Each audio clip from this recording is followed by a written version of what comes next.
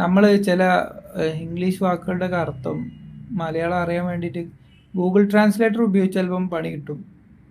ഞാൻ ഇപ്പോൾ ഒരു സെൻറ്റൻസ് വായിക്കുമ്പോൾ അതിലൊരു പദം വന്നു, പ്രിസ്റ്റീൻ എന്ന് പറഞ്ഞൊരു പദം വന്നു. ഈ converted messy room to pristine room എന്നാണ് സെൻറ്റൻസ്.